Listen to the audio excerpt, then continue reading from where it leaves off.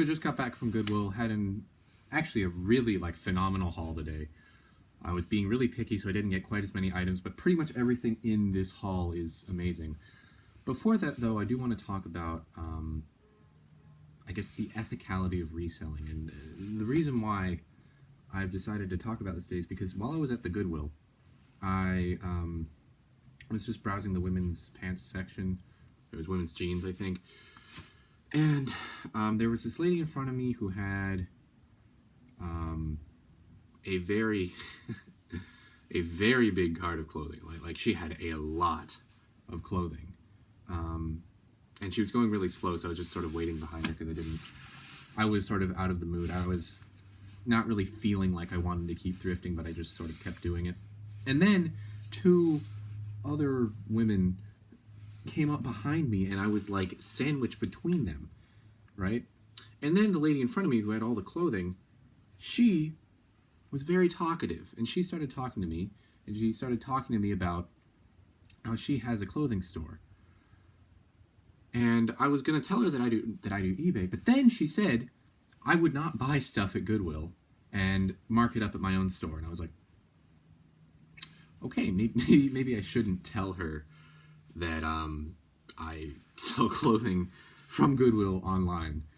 And she said that was something that a scumbag would do. She said she had morals. And so it was really awkward. I didn't say anything, but I don't know, because I was sandwiching, I couldn't just leave. And I couldn't ask her to go forward because there was another person in front of her. It's really crowded. So I was just stuck there for like 10 minutes, and it was really, really awkward. But that got me thinking. Like, I've already gone over the ethicality of reselling in my head.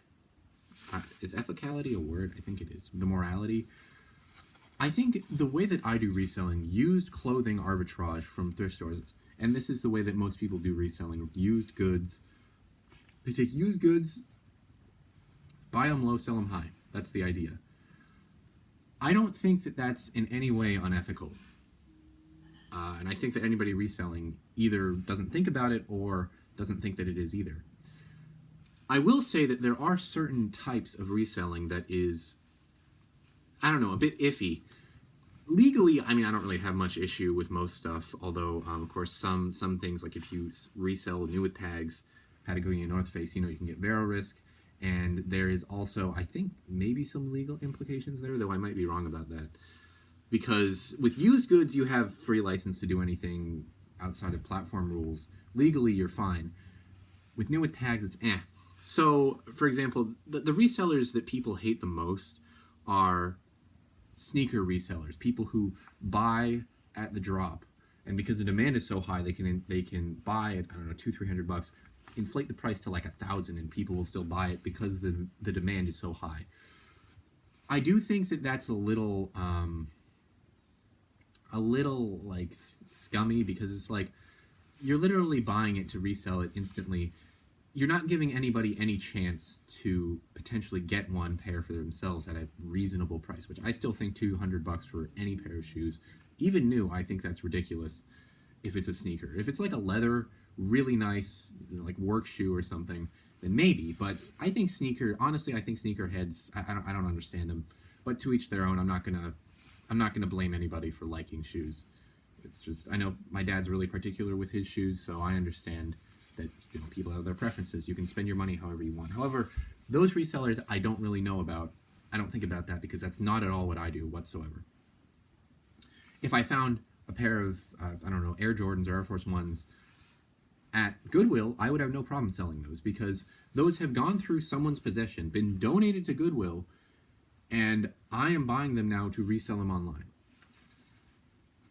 If nobody bought them, which that type of thing someone probably would have bought, but if nobody bought them, then, well, what is going to happen to them? They're just going to go to the bins, where if for some reason they don't get bought, they will definitely get bought at the bins. But regardless, if they get bought at the bins, if they don't get bought at the bins, they're just going to get, I think they get wadded up in giant bales and then like sold wholesale or something. I don't know if that's what happens to shoes. I know that's what happens to clothing, though. So the other, I guess, argument against, in general, resellers, particularly thrift store resellers, like me and potentially you, is that you're taking away from the thrill of the hunt, or you're taking away from people who want to get clothing inexpensively at a thrift store. And I have two counter arguments to this. The first thing, the thrill of the hunt, there is so much clothing. There is no physically possible way that I, as a clothing reseller, could buy and store and sell as much clothing as there is, probably donated to just one Goodwill, all right? Like, the sheer amount of clothing that any Goodwill or Salvation Army or big chain thrift gets is just massive. You will always have plenty of chances to find something, because I'm not there every single day. Some people are. Even if you are, there's going to be chances. You're not going to be able to be there every single day, every single hour of the week. People still find stuff. I've never had someone complain to me being like, oh, you took that thing that I wanted. I've literally never had someone been like, I wanted that exact shirt. And if they did, I would probably give it to them, unless it was like a $500 shirt, right? When people go to the thrift store, you cannot go to the thrift store expecting to find what you want to find, right? This is the reason why I think reselling has value. When someone pays for something online, when someone pays for my item at eBay online, when they could have gotten it for $5-6 at a Goodwill, why are they paying me a premium for that? There's two reasons, really. They're one, paying for my labor, and two, paying for a guarantee. You cannot expect to walk into Goodwill and find a Patagonia jacket in the exact size that fits you, in good condition. You can't do that. You can't expect that. In fact, it's almost entirely, I can almost guarantee you that if you went into a Goodwill, you would not find that. And if you did, it'd be priced at $100 because Goodwill prices Patagonia up like crazy. Anyways, this could be applied to something as simple as a Travis Mathew t-shirt. Even if it's not unlikely that actually, no, it is still unlikely that you're going to find a Travis Mathew polo shirt at a Goodwill. Even more unlikely that you're going to find one in the exact color that you want, in good condition, and in the right size. So these people are paying for both my labor and the convenience of not having to go out to potentially not find anything that they want. My family, whoever goes thrift shopping, the most they ever get is like 1 or 2 items, and they don't ever get anything. And this isn't most of the time. Most of the time, they don't actually get anything, because I, as a reseller, have a vast array of brands and different items that I am willing to buy, because my objective is to be able to sell them. When you go to the thrift store for yourself, you have an incredibly narrow set of things that you want. Or you're just going there and you'll see, well, if I find something that I like, I'll buy it, right? I'm not buying stuff based on what I personally like. Most people who buy clothing at the thrift store aren't looking to get a specific brand of a specific item. They're going there to get cheap clothes. And I am not depriving them of the ability to get cheap clothes. There's still going to be a billion Van Heusens, a billion Ocean Pacifics, Hanes, a whole bunch of Nike. There's going to be infinite Nike and Adidas and Reebok and Under Armour that they will have to choose from. I'm not buying that stuff, all right? And nobody goes to the thrift store and expects to find specifically, or very few people expect to find or want to find for their own purposes to wear, like a cool shirt. Most people don't even know what the brand Cool is, right? Like, it's just, I don't think that this is an issue. Reselling is me providing a service. Buy low, sell high. Why I'm able to sell high is because I do the grunt work of getting the things that somebody out there wants that probably can't get at their own local thrift store, so they buy it from me, and that's what they are paying for. And I'm still marking it down for retail price, so it's still a good deal for them. Everybody wins in this scenario. I feel like I was going to talk about some other point, but I can't remember, so maybe I will mention that as I get into the haul from now. Yeah, I can't remember. Okay. Today was a day of many bolos. Got 3 bags like this. Many bolos, new bolos, stuff that I knew was a bolo but haven't found. This is one of those. Beta brand jeans. Jeggings, I guess. I don't know what the size is because it says large, small, petite, I think is what that means. I don't know what that's supposed to mean. This is definitely not a small. This is probably a large. Beta brand jeans. I don't know if they're great. I know that they're dress pants. They're pseudo dress pants that are also yoga pants do well, but this is sort of that same vein, but they're pseudo jeans. I know that it's a Bolo brand though, and it was $8. So, yeah. I actually passed up on a lot today because I'm cherry picking right now. I have quite a bit of inventory in my queue, so I'm not too worried about getting enough inventory. I passed up on 3 Lululemon pieces because they were priced $10 to $13, which was just a little bit too high for that. Another Bolo checked off the list. First time I found this. Another $8 buy. Didn't bother to look this up. Spanx shorts. I don't know what to call these, but I think that the demand isn't quite as high as it used to be, but I know that the prices are still really solid. So, Spanx for $8. Yes, please, and thank you. I don't know. I think that the owner of Spanx was also the person who did Pet.com, or maybe that was the real person. I don't remember. Anyways, this is, I believe, women's, although I don't know. I think it might just be unisex. Bontrager, brand that I picked up before. Numbers were a bit iffy on it, but it sold really fast for $18 plus shipping. Got this for $6. Should be able to get 20 for this because that was a size, I think, small. And it's an XL, just a cycling jersey. Cycling jerseys in general are strong. Bontrager seems to me, at least, to be a very strong brand within cycling jerseys.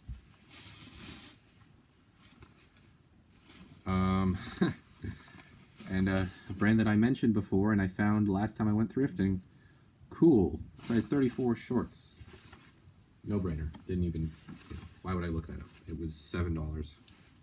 Not even like no reason to even think about buying it. Just buy it.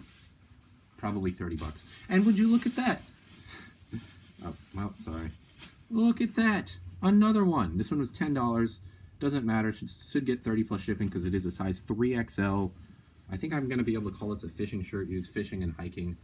First men's like cool top that I've found, actually. I've mostly found their bottoms, like the shorts, but for $10, not even a question about it. Size 3XL, so a really good size. Cannot believe I found 2 cool pieces in one day. Actually, I was thinking, wouldn't it be funny if I found 2 cool pieces in one day? Like 2 pairs of shorts before I found those cool shorts. So I don't know, maybe my brain saw it and like subliminally, subconsciously messaged me to think that. I don't know. Okay, this is, I didn't bother to look this up because it's a Bolo brand in my view, but it's actually better than what I normally get, Cookie Street, but this is vintage, made in Hawaii, and it's a size medium, and it's this, the print is crazy, it's like a Hollywood print. This might be worth upwards of $40.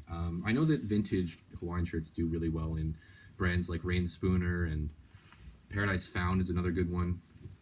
Vintage Cookie Street, I imagine, is probably also there in that sort of $30 to $50 range. And a graphic print like that is going to be really solid. Another one I just did not bother to look up. Travis Mathew, size medium polo shirt. And it's a cross with this brand, Chive Golf, which isn't that great, but the crossover is probably going to make this sell for a bit more and probably really, really fast. Travis Mathew polo shirts fly out of my store. Especially if they're slightly novelty like this, I would be surprised if this lasts more than 3 days. It says the Chive. I don't know what the demand for this is, but I'm getting 2 buyer bases, so should just flip pretty, almost instantaneously for 25, I would expect. Although I didn't look it up, so don't take my word for that. This is probably my favorite find of the day because I didn't fool Goodwill, but I beat Goodwill on this. So the brand has completely faded. I'm pretty sure it was print on. Yeah, it was print on. You can see, I don't know if you can see it, but there's a slight remnant like right there of the printed on tag. Felt really nice quality. I was like, let me check the material tag. And note, this is priced at $6. Let me tell you, if they knew what this brand was, they knew what the brand of this was, they would not have priced it at $6 because, well, what brand could it possibly be then? Well, look at that. Patagonia. I think this is a Capilene base layer. Women's medium. It has all the size on there. It has a cut number and a style number. I may look that up.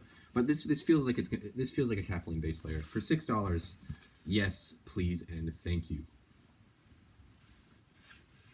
The fact that the tag is a bit worn off is not a big deal, especially for a more performance-y oriented fabric like that. Well, we are saving you for later. Another bolo that I checked off my list, just a lot of them today. This was $6. Mizzen in Maine. I was under the impression had fallen off during COVID, but I think because they mostly do like dress shirts and these sort of wrinkle-free dress shirts, I think that now that people are getting back into work, that's why the popularity has shot back up again. 2X sell-through on the medium trim fit. It's like 60 actives and 130 solds for these dress shirts. So I didn't screen this very hard because they were selling for like 30 minimum. So even if this happens to have a small hole or a stain, I'll just price it at 20 or 25 and it should still flip. From a $6 purchase, thank you. I will buy that. Okay, this I think was mispriced. It is a vintage, I think, made in USA vintage Pendleton, not sport coat. It is a women's two-piece suit with a skirt, and they priced it at $8, which they normally price this type of thing at $20, but and they normally price Pendleton up, so I don't know why this wasn't priced up, but it's made in USA. It's not 100% wool, it's like 85% wool, 15% nylon. There's one comp that was 100% wool that sold for $40 plus like $20 plus shipping. So I don't know. This is the biggest gamble of the day probably, but I'm not too worried about it. Pendleton, vintage Pendleton just does pretty well. This is not a gamble. This was $8. It's a Wrangler Western wear with the size tag seemingly cut off, I think. I think the size tag was cut off in the material tag, but it's a denim Southwestern because of that. Boho women's denim shirt thing. That's super on style right now. I know that everything that I bought that looks like that from Wrangler sells really well. This may have been the best find of the day. I was like floored when I found this. It's a puffer jacket for $13, so it better be good if I'm spending $13. And it is good. It's Sims. This is like bare minimum $50, probably $75 or $100. Sims puffer jacket. Didn't even bother. It's not downfill, but it's just hole in one. Sims Bolo brand. Buy anything you find from them, especially if it's something like this. If you find waders, probably you could sell those for like $100 or more. What is this? Oh yeah, this is actually, I haven't found this brand in a while. It almost feels like Lululemon fabric. It was $8. Over 100% sell-through on these, and it is Link Sole, a golf brand in a size small. The Link Sole polos I find are oversaturated, but the other stuff from them, especially this outerwear, since we're going into colder months, or we are in colder months, I guess, gonna be worth it. Gonna be quite worth it. This is another one of my favorite finds from today. Segments, 100% merino wool. So merino wool in general isn't exactly the most desirable or valuable fabric. However, this thin, the term is base layer, and performance merino wool is what I'll call it. These performance merino wool base layers, especially in brands like Smartwool, Ibex, and Icebreaker, those are the big three, almost universally in high sell-through, and universally in high sell-through will sell even with flaws, so I didn't even screen this. Like 4X sell-through on these, and they sell for like 25 to 50, depending on what it is. This is a bad brand in almost all scenarios. It was $6. Arrow, but it's vintage, made in USA King cotton. Could be worth upwards of 50. The vintage, really, really vintage stuff in bad brands like Arrow or Van Heusen, the really vintage stuff, the made in USA stuff, probably look it up because, again, this has over 100% sell-through and potentially over $50 for just this shirt. So, yeah, was pretty happy when I looked that up, and that's what I saw. I guess this one's not a gamble, but this is the closest thing to just a basic bread and butter piece that I got today. Mountain Hardwear men's medium synthetic, I guess, fishing, hiking shirt thing for $6. Pretty basic. Not really gonna think about that. And then, is this the last? Yeah, so this is potentially the most valuable thing that I found. I don't know. I almost didn't pick it up until I saw a very, very, very specific thing on it that I'm not sure is legit. So this is vintage Levi's, size XL, and it is definitely vintage. It's made in USA. Made in USA. It's a fleece quarter zip. I didn't buy this because it was almost didn't buy this because it was $9. But look at the tab. I want you to notice, if you're a Levi's head or if you know stuff about Levi's, you know that this could mean that it's really valuable. See, it's big E. The E is capital. I don't know, because it's not big E on the other tags. On this tab, it's big E. So I don't know if this is a retro thing, but I know the big E Levi's jeans go for hundreds. So should get at least 20 for this. And I spent 9.